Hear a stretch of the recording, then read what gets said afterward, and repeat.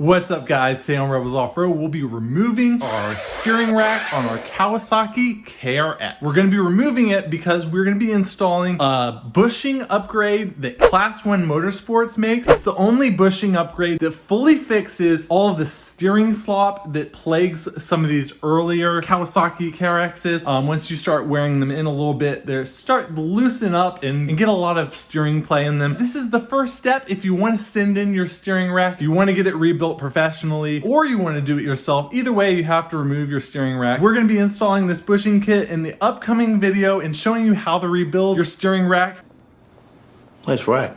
But first things first, we have to remove the steering rack. So that's what this video is for. Go ahead and smash that thumbs up and subscribe if you haven't yet. And we are going to get right into this video.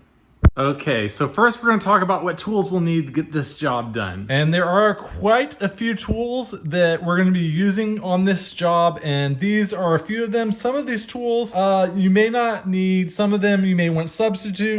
For instance, these pliers I used to remove a cotter pin. You might want to use needle nose pliers instead. I use a hammer. Also, flat blade screwdriver. You might want a chisel instead, like a cold metal chisel. I use some pry bars to hold some stuff into place. Also, a cheater bar helps out a lot, and a couple of these bolts are very, very tight, and so I use that in extension with a socket wrench to help get some leverage on those really tight bolts that have some Loctite on them. I also used a 16mm socket. You may not need this. I only needed this because of the Super ATV frame stiffener I have installed on my rig. Otherwise, you will not need that. A 14mm socket, you will need that. That is to help with the removal of the differential. A 17mm wrench. Definitely going to need one of those. I also have an 18mm wrench that was used in conjunction with the 17mm wrench to get some more leverage. The 18mm was also used in removing the Super ATV frame stiffener nuts. But of course, if you don't have that frame stiffener, you won't need the 18mm size specifically. You know, if you need extra leverage, you can use pretty much any other size that's roughly around the same size as this 17mm so that you can use it to provide extra leverage if needed. Also, a 10mm wrench. We didn't end up using that. We actually ended up using the 10mm socket on a 1/4 inch drive,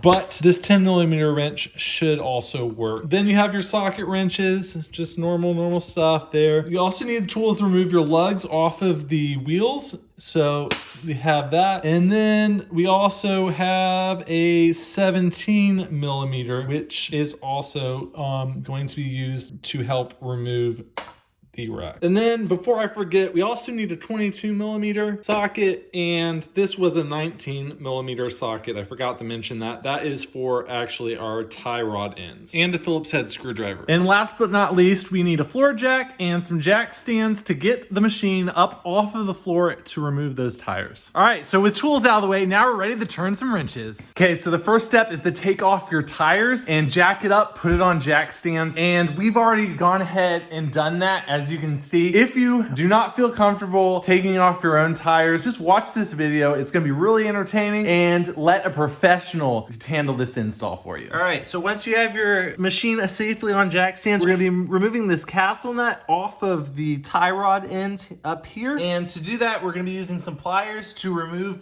this cotter pin here, and then we're going to be using our 19mm socket and socket wrench to go ahead and remove that castle nut. Now, needle nose pliers might work a little bit better than this, but I feel pretty good with these. There's your cotter pin. Now we're going to go ahead and remove that castle nut.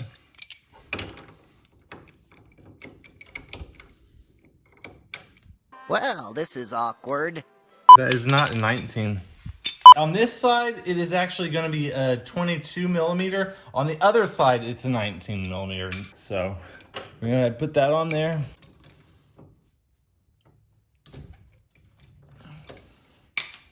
Break her loose. Now, what I like to do to break this tie rod loose is to take your castle nut, flip it upside down, and re-thread it up onto the stud there. You know, just work it up there till it's about flush with the stud, just like that. And then we're gonna take our hammer and just tap it right here until it comes loose.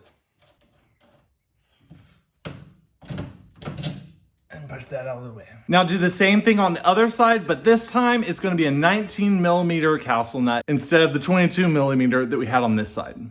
A few moments later. Okay, next we're gonna have to move the differential forward a little bit, and if you have a winch up there, you're gonna have to remove it. Luckily we have our winch up top on our Q equipment powered by HMF bumper. That is the Defender series bumper. We have a video that you can check out right here if you want, but we do not need to remove the winch. But that would be the next step for you if you need to. If you have your winch down here, go ahead and remove that. Basically, there are 3 bolts that hold this steering rack into place. One of them is very difficult to get to. Just about the only way to get to it is to push this diff forward, and it's this one right back there. You might be able to see it. So to move the diff forward, we're gonna have to loosen up these bolts right up in here. There's one here, one over there, and one over there. Those are 14 millimeters. So we have our 14 millimeter deep socket and wrench, and we're gonna get right into it.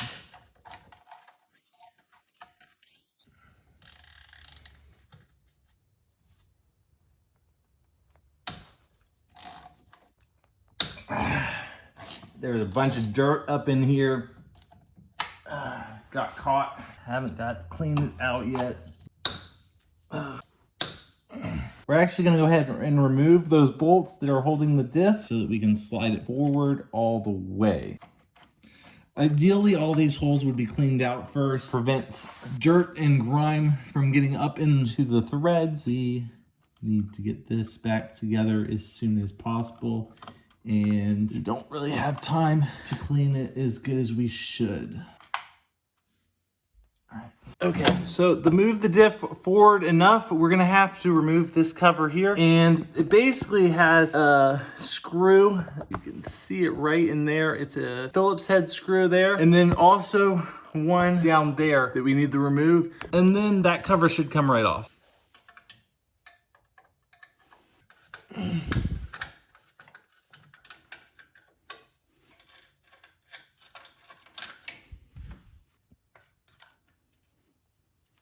Cover comes out there like that. So we have the Super ATV frame reinforcement brace and the tabs down here, the lower reinforcement tabs. So we're gonna have to remove this nut and remove this plate here so we can get the diff forward enough to access that bolt fully. Now, unless you have a lower A-arm brace such as this, you won't have to do this. There's nothing blocking it. You should be able to pull it forward far enough to access that bolt. But since we have this, we're gonna go ahead and remove that bracket so we can access it. And if you're wondering, this is 18 millimeter nut. And the back side, the actual bolt is a 16 millimeter.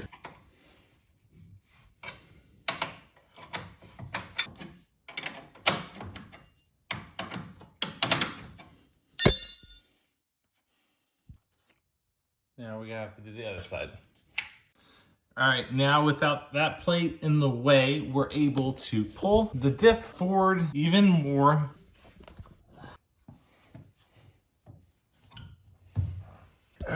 So now you can see we have a lot more room up there to pull that nut over there. So this is a 17 millimeter, and we're gonna see if we can get up there where you can see just where it needs to go, right there. Oh, it's on there pretty good. I think there must be Loctite on these bolts.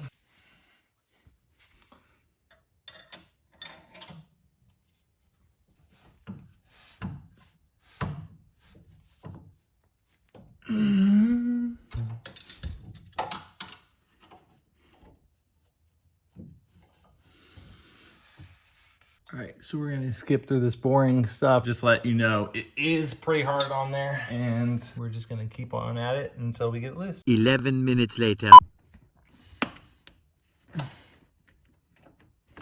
Now that is what was holding this up. That's a lot of Loctite on there. I don't know if you see that. That is a ton of Loctite. Okay, now we're gonna go to the other side and I'm gonna show you where the other two bolts we're gonna have to remove are. So you see that one back there? We're gonna have to remove that one and then this one right here. So we're gonna get those removed and we'll be right back. A little tip I wanted to show you was to bungee cord the tie rod end up so it's out of the way when you're going in there to turn off those bolts. Now, once again, I'm not going to bore you with turning off of these two bolts. It's very hard to see in there, as well as it just has a ton of Loctite on both of those ones as well. So it's just very slow going. So we're just going to go ahead and skip to the next part, which is the steering stem. There's a bolt on the steering stem that we're going to be removing as well. All right, so the steering stem comes down right there, and there is a bolt that wedges it's basically like a slit over a yoke on the actual steering rack itself. And so I was able to slip this 10mm socket onto that nut. It is pretty tight though, and it wants to rotate. So what I did was I put a pry bar through it. Kind of hard to see. I wedged the pry bar through the U-joint yoke there and was able to provide a little bit of leverage to get that bolt started and started to get that loosened up. So I'm gonna go ahead and get it the rest of the way loose right now, and then we should be able to just drop this thing off of here. Very tight up in here and difficult to get on that 10mm. I was having some luck with a open-ended wrench, but I think that this is ideal really, is this little 1/4" drive, the 10mm. Okay, so there is a slit in the yoke. I don't know if you can see it. We are putting a screwdriver between slit, and you can see it right here. This is a screwdriver. The slit there. It's really hard to see, but basically we're splitting that apart, and that allows the spline part right there. That is splitting it apart, so it allows it to drop down. And we're about to get it loose.